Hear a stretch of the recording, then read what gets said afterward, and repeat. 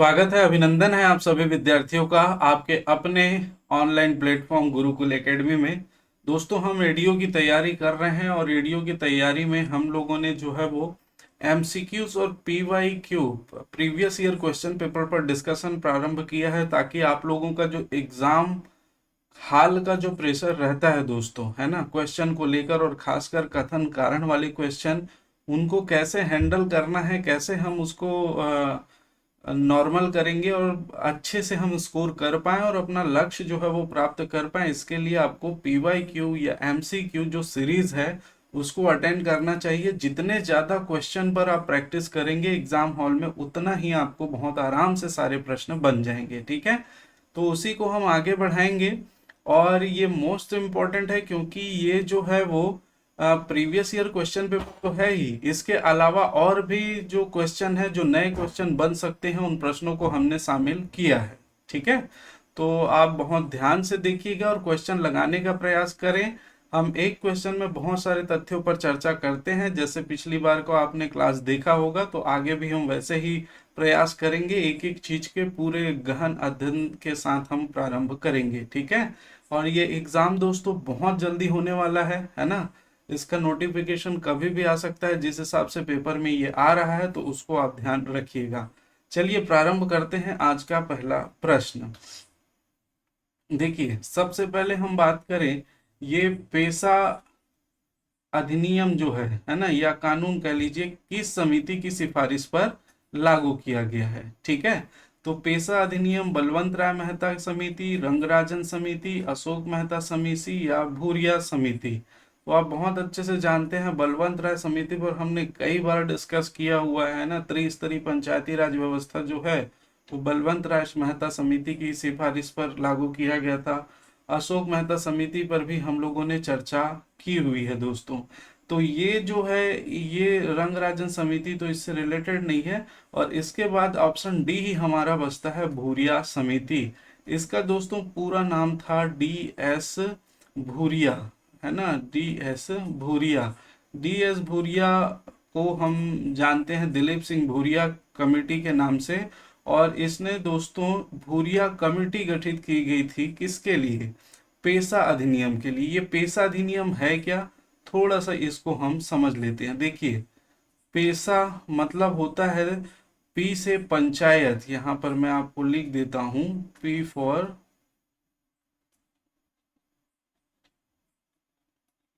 Panchayat, E for दोस्तों extension,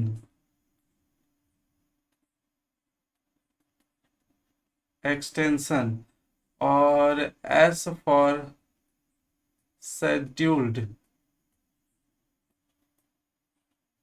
और A for area,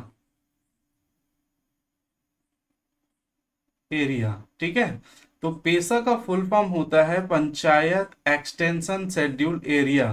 panchayat का अर्थ आप जानते हैं पंचायती राज व्यवस्था, एक्सटेंशन का अर्थ होता है विस्तार, एस शेड्यूल मतलब जो अनुसूचित क्षेत्र है, एरिया मतलब क्षेत्र। ठीक है, तो पेशा एक्ट का जो अधिनियम जो है वो पंचायत एक्सटेंशन शेड्यूल एरिया मतलब अनुसूचित क्षेत्रों में पंचायती राज संस्था का, पंचायती राज व्यवस्था का एक्सटेंशन विस्तार कहाँ पर?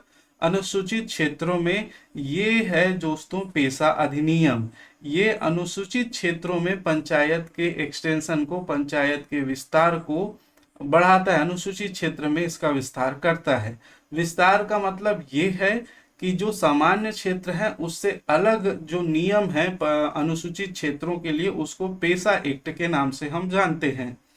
पहली बात ये कि इसकी आवश्यकता क्यों पड़ी, तो जैसा कि आप जानते हैं कि अनुसूचित जाति और जनजाति जो है वो समाज की मुख्य धारा से जो विकसित हो रही है, उससे जो है वो अलग रहकर अपना जीवन यापन करती है। ऐसी स्थिति में सामान्य क्षेत्रों के अकॉर्डिंग हम देखें, अनुसूचित क्षेत्रों में व्यवस्थाएं अलग होती है, वहां पर सारी प्रक्रियाएं अलग होती है। उनकी रहन सहन, है ना, उनका जो एक मुख्य जो धारा है उससे अलगाव की स्थिति में रहते हैं, बहुत कम जनसंख्या में रहते हैं, भौगोलिक क्षेत्र उनका बहुत दुर्लभ एरिया में रहता है। तो ऐसी स्थिति में जो सामान्य नियम हम सामान्य क्षेत्र के लिए लागू कर सकते हैं वे वहां के लिए नहीं किया जा सकता है ना।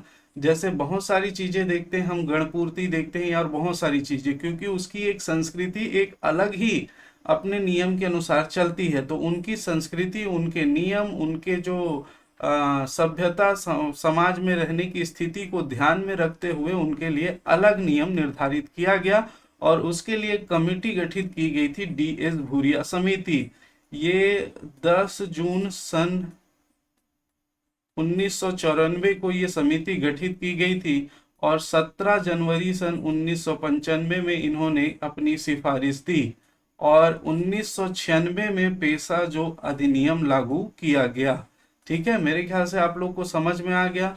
जो अलग से रहते हैं अनुसूचित जाति जनजाति, उनके क्षेत्र का विकास उनके तरीके से हो, ना कि सामान्य क्षेत्र की अपेक्षा, तो उनको अधिक पावर दिया गया, ग्राम सभा को ज्यादा मजबूत किया गया है, वहां अलग से नियम जो है वो चलते हैं, तो उसी को कहा गया पेशा एक्ट या पेशा अधिनियम। और ये किसकी समिति, किसकी सिफारिश पर लागू किया गया था, तो ये DS भूरिया समिति की सिफारिश पर लागू किया गया था। क्लियर है? मेरे ख्याल से पूरा एक एक पॉइंट मैंने यहाँ पर आपको बता दिया है। ठीक है, चलिए आगे चलते हैं दोस्तों। दूसरा देखिए, किसने कहा यदि हमारी स्वाधीनता को जनता की आवाज की प्रतिध्वनि बनाना है तो पंचायतों को जितनी अधिक शक्ति मिले जनता के लिए उतना ही अच्छा है। ये क्वेश्चन पूछा गया क्वेश्चन है, पहले वाला भी था, आप जानते हैं। ठीक, तो किसने? पंडित जवाहरलाल नेहरू, लाल बहादुर शास्त्री, महात्मा गांधी या दीनदयाल उपाध्याय। ठीक है, तो ये कहा था दोस्तों, आप जानते हैं, पंडित जवाहरलाल नेहरू ने। हमारा जो आंसर है क्या है? पंडित जवाहरलाल नेहरू। महात्मा गांधी ने तो कहा कि जो देश की आत्मा है वो गांव में बसती है और यदि भारत का विकास करना है तो पहले हमको गांव का विकास करना चाहिए। इसके अलावा और भी चीजें कही थी जिसको हमने पिछली वीडियो में देखा था, तो इस बात को ध्यान रखिएगा। नेक्स्ट प्रश्न की ओर चले। 73वें संविधान संशोधन के अनुसार अध्यक्ष का चुनाव के विषय में सत्य कथन है। देखिए, ए, सरपंच का चुनाव प्रत्यक्ष होगा। ठीक है, सरपंच, कहीं देखिए कई जगह हम लोग सरपंच को अध्यक्ष कहते हैं, है ना, और तो ध्यान रखेंगे सरपंच को अध्यक्ष, अध्यक्ष को सरपंच कहा जाता है। हमारी तरफ छत्तीसगढ़ में सरपंच कहते हैं, कई जगह अध्यक्ष भी कहा जाता है। तो सरपंच का चुनाव प्रत्यक्ष होगा। दूसरा, सरपंच का चुनाव अप्रत्यक्ष होगा। तीसरा, राज्य निर्वाचन आयोग द्वारा निर्धारित किया जाएगा। और चौथा, राज्य विधानमंडल द्वारा निर्धारित किया जाएगा। दोस्तों बहुत ढंग से याद रखेंगे, ऐसे प्रश्न बिल्कुल आपको फंसा सकते हैं, क्योंकि छत्तीसगढ़ में जो सरपंच का चुनाव होता है वो प्रत्यक्ष रूप से होता है। ठीक है, प्रत्यक्ष चुनाव होता है। प्रत्यक्ष चुनाव वे होते हैं जो जिसमें जो उम्मीदवार खड़ा होता है उसको वहां की जनता वोट डालकर स्वयं जिताती है, उसे हम प्रत्यक्ष चुनाव कहते हैं। तो सरपंच का यहाँ पर प्रत्यक्ष चुनाव होता है। लेकिन यहाँ पर पूछा है 73वें संविधान संशोधन के अनुसार, तो 73वें संविधान संशोधन में इसकी क्या व्याख्या है, तो याद रखिएगा 73वें संविधान संशोधन के अनुसार जो है वो सरपंच का चुनाव प्रत्यक्ष होगा या अप्रत्यक्ष होगा, इसका निर्धारण करने की जिम्मेदारी राज्य विधानमंडल पर छोड़ी गई है। इसके ऊपर छोड़ी गई है राज्य विधानमंडल के अनुसार। ठीक है, यहाँ पर आप फंसिएगा मत, राज्य निर्वाचन आयोग नहीं करना है, राज्य विधानमंडल ये निर्धारित करेगा कि सरपंच का चुनाव प्रत्यक्ष होगा कि अप्रत्यक्ष होगा 73वें संविधान संशोधन के अनुसार। लेकिन प्रश्न यदि ऐसा पूछा जाता छत्तीसगढ़ में सरपंच का चुनाव कैसा होता है, तो यहाँ पर जो है वो प्रत्यक्ष आएगा। ठीक है, किस प्रकार होता है, तो यहाँ पर प्रत्यक्ष आएगा। ठीक, तो इसके अनुसार हमारा डी करेक्ट आंसर होगा। चलिए नेक्स्ट प्रश्न की ओर चलते हैं। अनुच्छेद 243G के तहत इन संस्थानों मतलब पंचायती राज संस्थानों को दिए गए 29 कार्यों में राज्य विधानमंडल द्वारा छत्तीसगढ़ में इन संस्थाओं को कितने कार्य दिए गए हैं। तो यहाँ पर बहुत सारे आपको प्रश्न जो है वो क्लियर होंगे। सबसे पहले कि पंचायती राज संस्थानों को जो कार्य करती हैं वो कितने कार्य दिए गए हैं, तो याद रखेंगे वो 243G में दिए गए हैं सबसे पहले। और कितना कार्य दिया गया है, तो 29 कार्य दिया गया है। कितना? 29 कार्यों का उल्लेख है। परंतु यहाँ पर और ढंग से आप याद रखेंगे कि जरूरी नहीं है कि ये 29 के 29 कार्य पंचायती राज संस्थाएं करें।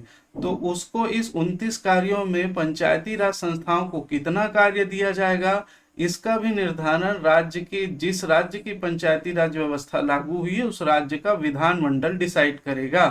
तो उस राज्य का विधानमंडल डिसाइड करता है कि उसमें से कितने कार्य दिए जाएंगे। तो उस विधानमंडल ने, छत्तीसगढ़ का जो विधानमंडल था उसने, ठीक है, इन संस्थाओं को इस 29 में से कितने कार्य दिए गए हैं। जरूरी नहीं है कि पूरा 29 का 29 दिया जाए।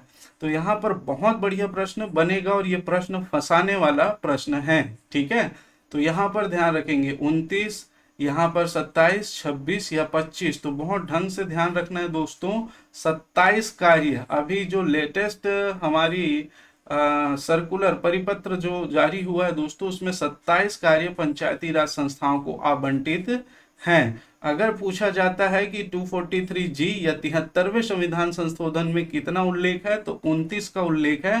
परंतु इस 29 में 27 कार्य जो है वो छत्तीसगढ़ सरकार द्वारा निर्धारित किए गए हैं पंचायती राज संस्थाओं को। ठीक है, चलिए नेक्स्ट क्वेश्चन की ओर चलते हैं। राज्य वित्त आयोग का गठन किसके द्वारा किया जाता है? ठीक है, तो राज्य वित्त आयोग का गठन किया जाता है राज्य विधानमंडल द्वारा, केंद्र सरकार द्वारा, राज्यपाल द्वारा या वित्त विभाग भारत सरकार द्वारा। ठीक है, ये ऐसे प्रश्न देखिए, आपको लगेगा कि सब राज्य विधानमंडल द्वारा किया जा रहा है, तो राज्य वित्त आयोग का गठन भी राज्य विधानमंडल द्वारा किया जाएगा और यहीं पर आप गलत हो जाएंगे। राज्य वित्त आयोग का गठन जो है वो राज्यपाल द्वारा किया जाएगा। किसके द्वारा? राज्यपाल द्वारा किया जाएगा। ध्यान रखेंगे, राज्य वित्त आयोग का गठन किसके द्वारा किया जाता है? राज्यपाल द्वारा किया जाता है। ठीक है, चलिए इसके संबंध में और भी प्रश्न है, इसलिए मैं डिटेल नहीं बता रहा हूं, आगे हम चर्चा करेंगे। देखिए जैसे आ गया, राज्य वित्त आयोग की सदस्य संख्या कितनी होती है? ए 1, बी 2, सी 3 या संविधान में निर्धारित नहीं है। तो यहाँ पर देखिए, राज्य वित्त आयोग की सदस्य संख्या कितनी होगी, इसका उल्लेख संविधान में नहीं किया गया है, संविधान में निर्धारित नहीं है। जो 73वां संविधान संशोधन है उसमें ये निर्धारित नहीं है कि राज्य वित्त आयोग की सदस्य संख्या कितनी होनी चाहिए। तो बहुत ढंग से इसको याद रखेंगे, बढ़िया प्रश्न बनने की संभावना है। नेक्स्ट, राज्य वित्त आयोग के कार्य के संबंध में असत्य कथन है। कार्य के संबंध में असत्य, कार्य क्या कार्य करेगी राज्य वित्त आयोग, और उसके संबंध में हमको असत्य कथन पर डिस्कस करना है। सबसे पहले देखिए, पंचायत राज संस्थाओं के वित्तीय अनुदान का निर्धारण करेगी। बिल्कुल सही बात है, जिस राज्य में पंचायती राज व्यवस्था लागू की जाएगी वहां पर उस राज्य की संचित निधि से पंचायती राज संस्थाओं को वित्तीय अनुदान, उसके भाग, उसका भाग कितना होगा वो निर्धारित करेगी राज्य वित्त आयोग। ठीक है, दूसरा देखिए, राज्यपाल द्वारा दिए गए अन्य कार्य, बिल्कुल इसके अलावा राज्यपाल जो है वो इस वित्त आयोग को जो भी कार्य देगा इससे संबंधित वो सभी कार्य करेगा। कौन? राज्य वित्त आयोग। सी देखिए, इन संस्थानों की वित्तीय मजबूती हेतु सुझाव देना, बिल्कुल वो पंचायती राज संस्थाओं की वित्तीय मजबूती के लिए अनुशंसाएं, सुझाव, सिफारिशें दे सकती है। ठीक है, तो ये तीनों ही कार्य करती है। इसका मतलब ऑप्शन डी, संविधान में निर्धारित नहीं है, बिल्कुल निर्धारित है।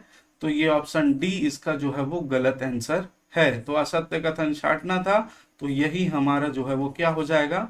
असत्य कथन होगा। ठीक है, चलिए नेक्स्ट प्रश्न की ओर चलते हैं। छत्तीसगढ़ राज्य के प्रथम वित्त आयोग का गठन कब हुआ था? ठीक है, कब हुआ था? तो छत्तीसगढ़ आयोग के प्रथम वित्त आयोग, देखिए दोस्तों, एक टॉपिक कर रहे हैं तो उसको पूरा कंप्लीट कर लीजिए ताकि बार बार उससे जो है वो दिक्कत ना हो। छत्तीसगढ़ के प्रथम वित्त आयोग का गठन हुआ था दोस्तों 22 अगस्त 2003 को, 22 अगस्त 2003 को, और इसके जो अध्यक्ष थे वो थे टी.एस. सिंहदेव। कौन थे? टी.एस.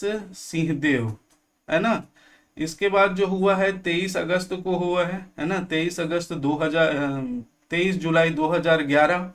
ठीक है, और इस समय अजय चंद्राकर जी इसके अध्यक्ष थे। उसके बाद फिर ये 2016 में हुआ, 20 जनवरी 2016। उसके बाद 29 जुलाई, चतुर्थ जो हुआ है 29 जुलाई 2021 में हुआ है। आगे इस बारे में हम डिस्कस करेंगे। चलिए नेक्स्ट क्वेश्चन, वार्षिक कार्य योजना, हितग्राहियों का चयन, वार्षिक बजट, लेखा तथा प्रशासनिक प्रतिवेदन पर प्रस्ताव ग्राम सभा पारित कर सकती है यदि, कब कर सकती है?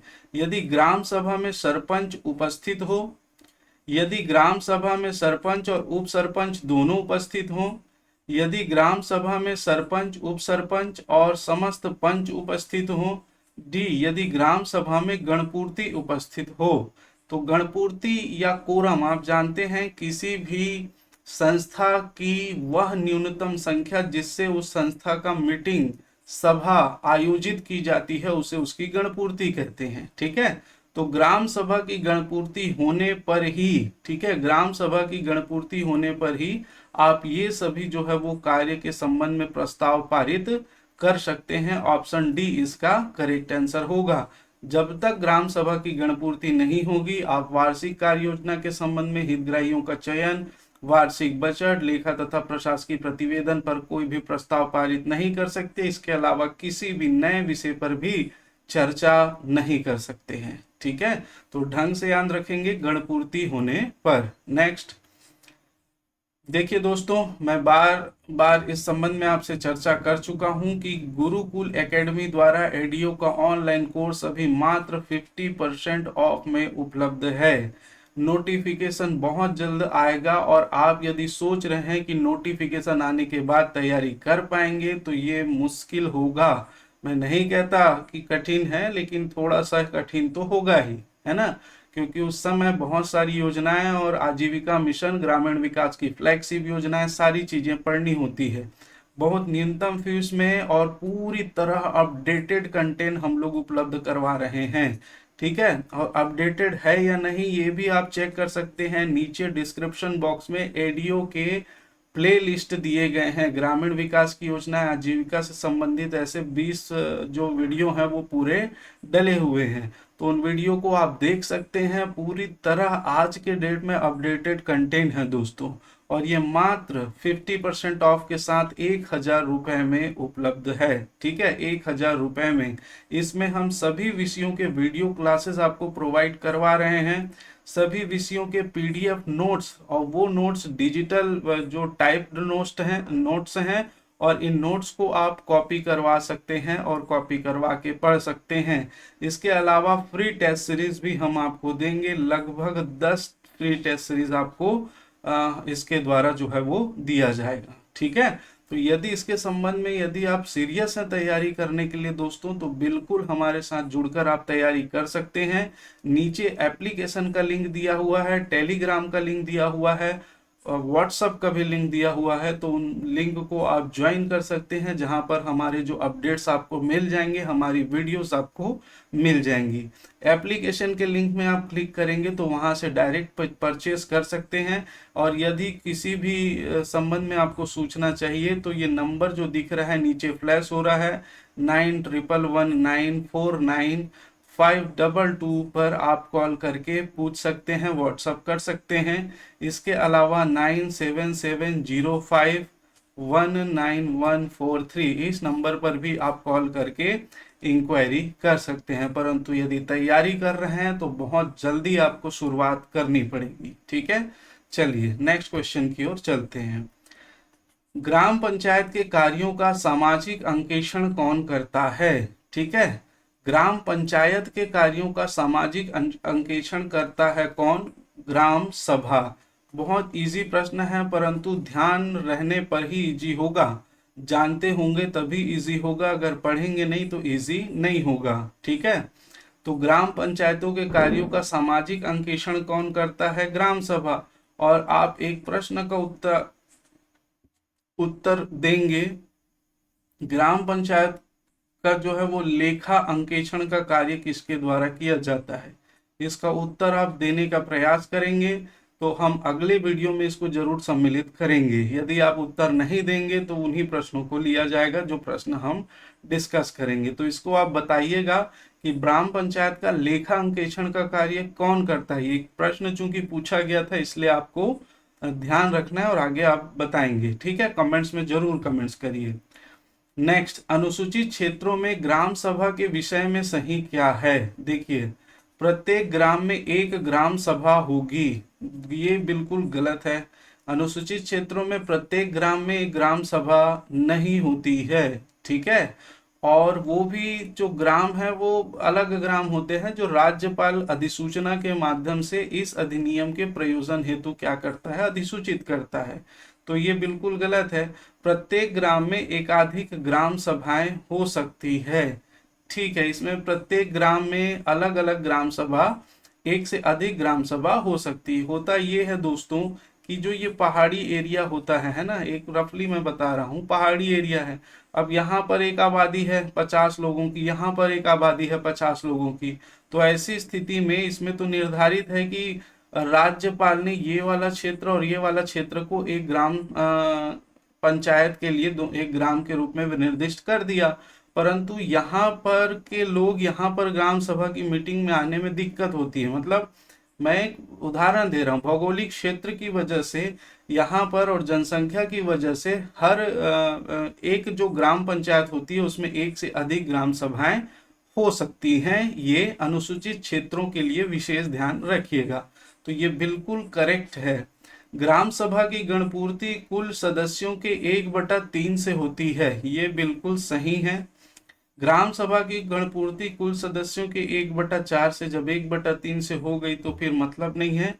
ग्राम सभा की बैठकों की अध्यक्षता सरपंच करता है, बिल्कुल नहीं।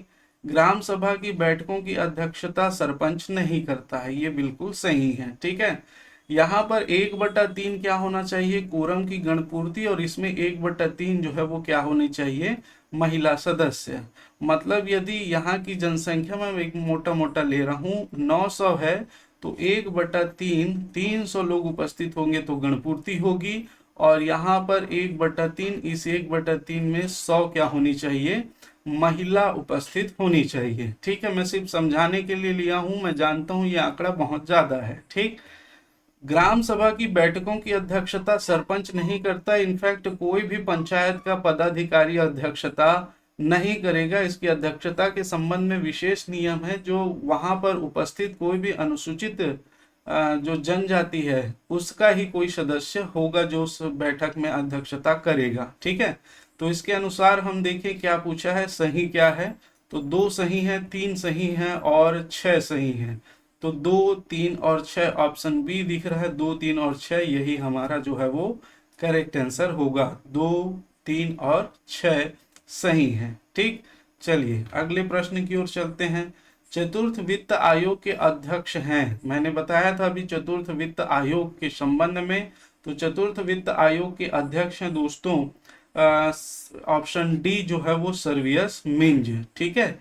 ये जो है 29 जुलाई 2021 को जो है वो चतुर्थ वित्त आयोग का गठन हुआ है।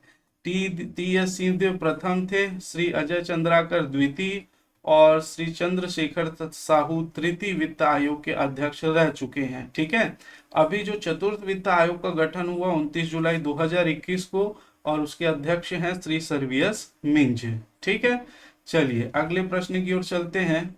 अनुच्छेद 243 के अनुसार राज्य निर्वाचन आयोग में कितने सदस्य हो सकते हैं, ठीक है। तो राज्य निर्वाचन आयोग में सदस्य संख्या 1, 2, 3 या 4 कितने सदस्य होंगे। तो आप ढंग से याद रखिएगा, इसमें स्पष्ट रूप से उल्लेखित है कि 243 के अनुसार राज्य निर्वाचन आयोग जो है वो एक सदस्यीय होगा। कितने सदस्य होगा, एक सदस्य होगा। ऑप्शन ए जो है वो हमारा करेक्ट आंसर है, एक सदस्य होगा। नेक्स्ट, ग्राम सभा की आपात बैठक की सूचना कितने दिन पूर्व देना अनिवार्य होता है, ठीक है। तो ग्राम सभा की जो है वो आपात बैठक की सूचना जो है वो कितने दिन पूर्व दिया जाना चाहिए दोस्तों। तो ऑप्शन सी 3 दिन पूर्व दिया जाएगा, ठीक है। सामान्य बैठक की सूचना 7 दिन पूर्व और आपात बैठक की सूचना आपको 3 दिन पूर्व देनी होगी, ठीक है। इसको भी ध्यान रखेंगे, प्रश्न पूछा हुआ है, ठीक।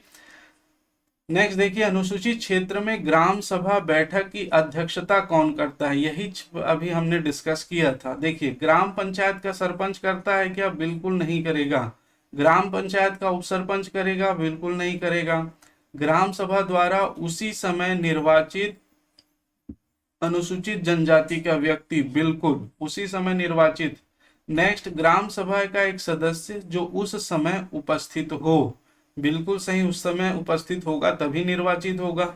एक सदस्य जो ग्राम पंचायत का सदस्य नहीं है, ये भी बिल्कुल सही, ग्राम पंचायत का सदस्य नहीं होना चाहिए। मतलब कोई भी पंच पंच के पद पर, उप सरपंच के पद पर, या जो है वो सरपंच के पद पर ना हो। नेक्स्ट, सरपंच अधिकारा द्वारा नियुक्त अनुसूचित जनजाति का कोई व्यक्ति, तो ये गलत है। ठीक है, तो ऑप्शन सी, डी और ई, ये तीन सही, ऑप्शन सी, डी और ई। तो ऑप्शन सी, डी और ई, ऑप्शन डी हमारा करेक्ट आंसर होगा। ठीक है, मैंने बताया कि अनुसूचित क्षेत्रों में अध्यक्षता वही करेगा जो किसी भी पंचायत का पदाधिकारी नहीं होगा। ठीक है, पंचायत का पदाधिकारी ना हो, अनुसूचित जनजाति का ही व्यक्ति हो और उस समय तत्समय उपस्थित हो, उसी समय उसका चुनाव करेंगे जो इसकी अध्यक्षता करेगा। ठीक है, चलिए नेक्स्ट चलते हैं। राज्य वित्त आयोग के संबंध में निम्नलिखित में से क्या सही नहीं है? वित्त आयोग के संबंध में देखिए, ये पूछा गया प्रश्न है। भारत के संविधान के 73वें संशोधन अधिनियम में इसके गठन किए जाने का प्रावधान है। अभी हमने देखा, बिल्कुल सही बात है, गठन किए जाने का प्रावधान है। नेक्स्ट, बी, इसका गठन राज्य के राज्यपाल द्वारा किया जाता है। अभी हमने देखा, राज्य वित्त आयोग का गठन राज्य के राज्यपाल द्वारा किया जाएगा। नेक्स्ट, यह राज्य के राज्यपाल को पंचायत की आर्थिक स्थिति को सुधारने हेतु उपाय अनुशंसित कर सकता है। बिल्कुल सही है। ठीक है, उपयुक्त में से कोई नहीं, तो क्या सही नहीं है? यही सही नहीं है, ऑप्शन डी जो है वो हमारा करेक्ट आंसर होगा। ठीक है, ये प्रश्न पूछा गया है, ध्यान रखेंगे। नेक्स्ट, निम्नांकित में से सही क्या है? एक मतदाता पंच और सरपंच का चुनाव एक साथ लड़ सकता है। ठीक है, तो एक मतदाता पंच और सरपंच का चुनाव लड़ सकता है, बिल्कुल लड़ सकता है। ठीक है, पंच और सरपंच का चुनाव लड़ सकता है। एक मतदाता दो वार्डों से पंच का चुनाव नहीं लड़ सकता। ठीक है, लड़ सकता है दिया, नहीं लड़ सकता। दो वार्ड है, दो वार्ड में यहां से भी पंच के लिए खड़े हो गया, यहां से भी पंच के लिए खड़े होगा, ऐसा नहीं हो सकता। वो एक ही वार्ड में पंच का चुनाव लड़ सकता है। ठीक, एक मतदाता दो ग्राम पंचायतों से सरपंच का चुनाव लड़ सकता है, नहीं लड़ सकता। एक ही ग्राम पंचायत से सरपंच का चुनाव लड़ सकता है। नेक्स्ट, एक मतदाता सरपंच और जनपद पंचायत सदस्य का चुनाव एक साथ लड़ सकता है। बिल्कुल सही, वह सरपंच और जनपद पंचायत के सदस्य का चुनाव एक साथ लड़ सकता है। नेक्स्ट, एक मतदाता जनपद पंचायत सदस्य एवं जिला पंचायत सदस्य का चुनाव एक साथ लड़ सकता है। बिल्कुल सही, वह जनपद पंचायत सदस्य और जिला पंचायत सदस्य का चुनाव भी एक साथ लड़ सकता है। नेक्स्ट, एक मतदाता दो निर्वाचन क्षेत्रों से जनपद पंचायत सदस्य का चुनाव लड़ सकता है। गलत, दो अलग अलग निर्वाचन क्षेत्रों से वो जनपद पंचायत सदस्य का चुनाव नहीं लड़ सकता, एक ही निर्वाचन क्षेत्र से जनपद पंचायत सदस्य के लिए चुनाव लड़ सकता है। नेक्स्ट, एक मतदाता दो निर्वाचन क्षेत्रों से जिला पंचायत सदस्य का चुनाव लड़ सकता है। जी नहीं, एक ही जनपद से, एक ही जिला पंचायत से वो जिला पंचायत सदस्य का चुनाव लड़ेगा। एक मतदाता सरपंच और जिला पंचायत सदस्य का चुनाव एक साथ लड़ सकता है। बिल्कुल, वह सरपंच और जिला पंचायत सदस्य का चुनाव लड़ सकता है। एक मतदाता पंच और सरपंच का चुनाव लड़ सकता है। एक मतदाता जिला पंचायत और जनपद पंचायत के सदस्य का चुनाव लड़ सकता है। ठीक है, लेकिन वो अलग अलग निर्वाचन क्षेत्रों से जिला पंचायत सदस्य, जनपद पंचायत सदस्य का चुनाव नहीं लड़ सकता है, इस बात को ध्यान रखेंगे। ठीक है, तो यहाँ पर हमने देखा कौन कौन सा सही है। एक जो है वो साथ लड़ सके, सरपंच का चुनाव लड़ सकता है, बिल्कुल सही है। दो ग्राम पंचायत से नहीं लड़ सकता, ये भी गलत। सरपंच और जनपद सरपंच एक, चार सही है। और एक मतदाता जनपद पंचायत सदस्य जिला पंचायत, चार और पांच सही है। एक, चार, पांच लिखते जाइए, एक, चार, पांच सही है और आठ सही है। एक, चार, पांच और आठ, तो ऑप्शन डी दिख रहा है, एक, चार, पांच और आठ। ऑप्शन डी हमारा करेक्ट आंसर होगा। ठीक, चलिए नेक्स्ट प्रश्न देखें। अप्रत्यक्ष निर्वाचन के संदर्भ में सुमेलित नहीं है। अप्रत्यक्ष निर्वाचन हमने अभी बात की थी दोस्तों, प्रत्यक्ष निर्वाचन क्या होता है और अप्रत्यक्ष निर्वाचन क्या होता है। प्रत्यक्ष निर्वाचन जिसमें डायरेक्टली जनता वोट डालकर किसी व्यक्ति या किसी उम्मीदवार को जीत दिलाती है, वो प्रत्यक्ष निर्वाचन है। और जहां पर जीते हुए व्यक्तियों का समूह किसी अपने में से किसी एक को चुनता है, तो वो अप्रत्यक्ष निर्वाचन कहलाता है। ठीक है, तो यहाँ पर अप्रत्यक्ष निर्वाचन के संदर्भ में तो किसका जो है प्रत्यक्ष निर्वाचन नहीं होता है, तो सरपंच का प्रत्यक्ष निर्वाचन होता है, इसका प्रत्यक्ष निर्वाचन नहीं होता। उप सरपंच का आप जानते हैं, उप सरपंच को पंच अपने में से ही एक सदस्य चुनते हैं, तो इसका अप्रत्यक्ष निर्वाचन होता है। ग्राम पंचायत के सदस्य प्रत्यक्ष चुने जाते हैं, इसका नहीं होता है। जनपद पंचायत के अध्यक्ष जनपद पंचायत के सदस्यों के द्वारा चुना जाता है, तो इसका भी जो है वो अप्रत्यक्ष निर्वाचन होता है। जनपद पंचायत का उपाध्यक्ष का भी अप्रत्यक्ष निर्वाचन होता है, उन्हीं में से चुना जाता है। जनपद पंचायत सदस्य प्रत्यक्ष रूप से चुने जाते हैं, तो इसका नहीं होता है। जिला पंचायत अध्यक्ष भी अप्रत्यक्ष चुना जाता है और जिला पंचायत उपाध्यक्ष भी अप्रत्यक्ष चुना जाता है। जिला पंचायत सदस्य प्रत्यक्ष चुने जाते हैं, तो इसका भी नहीं होता है। तो अप्रत्यक्ष किसका किसका नहीं हुआ है, यहाँ पर देखिए 1 3 और ये 6 और ये 9, तो 1 3 6 9 कौन सा, ऑप्शन सी 1 3 6 9 ये सुमेलित नहीं है अप्रत्यक्ष निर्वाचन के संदर्भ में। ठीक है, ढंग से याद रखेंगे किसका किसका प्रत्यक्ष होता है और किसका अप्रत्यक्ष होता है। ठीक, तो 1 3 6 9 सरपंच का तो प्रत्यक्ष होता ही नहीं है, आप जानते हैं, है ना। तो उसी प्रकार से आप अंदाजा लगाकर दो एलिमिनेट कर सकते हैं। जैसे सरपंच का नहीं है तो सरपंच एक इन दोनों में एक नहीं है, तो वैसे ही कट जाएगा, है ना। और उसके बाद देख लीजिए 3 ग्राम पंचायत के सदस्य प्रत्यक्ष चुने जाते हैं, 3 जो है वो सिर्फ एक ही में है, तो आंसर आपका आराम से लग जाएगा। एलिमिनेशन विधि का भी प्रयोग करते हुए आंसर लगाने का प्रयास करेंगे, क्योंकि कई बार क्या होता है स्टेटमेंट वाले क्वेश्चन में हमको एक स्टेटमेंट या 2 स्टेटमेंट पता होता है, बाकी नहीं पता होता, तो ऐसी स्थिति में ये बहुत ज्यादा काम आएंगी। ठीक है, चलिए नेक्स्ट क्वेश्चन। ग्राम पंचायत के विषय में क्या सही नहीं है, यहाँ पर नहीं पर ध्यान देंगे, नहीं पूछा है। तो ग्राम पंचायत में अधिकतम 20 पंच हो सकते हैं, बिल्कुल सही है। ठीक है, नहीं पूछा है हमको, ये बिल्कुल सही है। ग्राम पंचायत में यदि 15 पंच निर्वाचित हैं तो पंच मनोनीत होगा, किए जाते हैं, बिल्कुल गलत, मंच मनोनीत किए ही नहीं जाते। ठीक है, जनपद पंचायत अध्यक्ष 5 पंचों को नामित करता है, जब किया ही नहीं जाता तो नामित कैसे करेगा। ग्राम पंचायत में 10 पंच भी हो सकते हैं, बिल्कुल 10 भी हो सकते हैं, 10 और 20 है ना, हो सकते हैं, कोई इशू नहीं है। नेक्स्ट, पंचों के निर्वाचन में समान मत आने पर लाट द्वारा निर्णय किया जाता है, बिल्कुल सही। मनोनीत सदस्य बैठक में भाग लेते हैं और मतदान कर सकते हैं, बिल्कुल गलत। ठीक है, तो जो गलत है, क्या सही नहीं है, 2 सही नहीं है, 3 सही नहीं है और 6 सही नहीं है, तो 2 3 और 6 वाला ऑप्शन हमारा बिल्कुल करेक्ट होगा। ठीक है, बहुत बेसिक क्वेश्चन है, लेकिन बेसिक क्वेश्चन भी तभी बनेंगे जब कॉन्सेप्ट क्लियर होगा। ठीक है, चलिए नेक्स्ट प्रश्न की ओर चलते हैं। ग्राम सभा की परिभाषा के संदर्भ में रिक्त स्थान की पूर्ति कीजिए। नेक्स्ट, ग्राम पंचायत क्षेत्र के भीतर समाविष्ट किसी खाली स्थान से संबंधित निर्वाचक नामावलियों में पंजीकृत व्यक्तियों से मिलकर बनने वाला कोई निकाय ग्राम सभा होगी। तो यहाँ पर ध्यान रखिएगा, यहाँ पर क्या आना चाहिए, आदर्श ग्राम, वन ग्राम, राजस्व ग्राम, अनुसूचित ग्राम। बहुत ढंग से आपने अगर परिभाषा पढ़ी होगी, वीडियो देखा होगा, तो ये जानते हैं वन ग्राम और राजस्व ग्राम ग्राम पंचायत क्षेत्र के भीतर समाविष्ट किसी वन ग्राम या राजस्व ग्राम से संबंधित निर्वाचक नामावली में पंजीकृत व्यक्तियों से मिलकर बनने वाला कोई निकाय ग्राम सभा होता है। तो 2 और 3 बिल्कुल सही होगा, ऑप्शन बी इसका करेक्ट आंसर है। ठीक है, ऑप्शन बी जो है दोस्तों इसका करेक्ट आंसर है। ठीक, तो ये था दोस्तों आज का प्रश्न। मेरे ख्याल से आप लोगों को बढ़िया प्रश्न मिल रहे हैं, बहुत ही अच्छे प्रश्नों का संग्रह है दोस्तों PYQ भी, और इसमें कुछ नए प्रश्नों का भी समावेश किया जा रहा है। हमारा निरंतर प्रयास है कि आप लोगों के लिए ज़्यादा से ज़्यादा MCQ सीरीज चलाए जाएं, और आपसे ये निवेदन है, अगर अच्छा लगा होगा तो चैनल को सब्सक्राइब जरूर कर लें, शेयर कर दीजिए, जितने भी आपके दोस्त यार हैं उनको, यही हमारे लिए बहुत होगा। और चैनल को सब्सक्राइब जरूर कर लीजिएगा। दोस्तों क्या है कि इसका जो कोर्स जो है वो बहुत अपडेट के साथ करवाया जा रहा है, इसीलिए समय की पाबंदी की वजह से डेली क्लास नहीं आ पा रही है।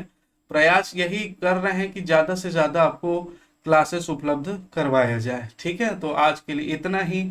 आप सभी का बहुत बहुत धन्यवाद।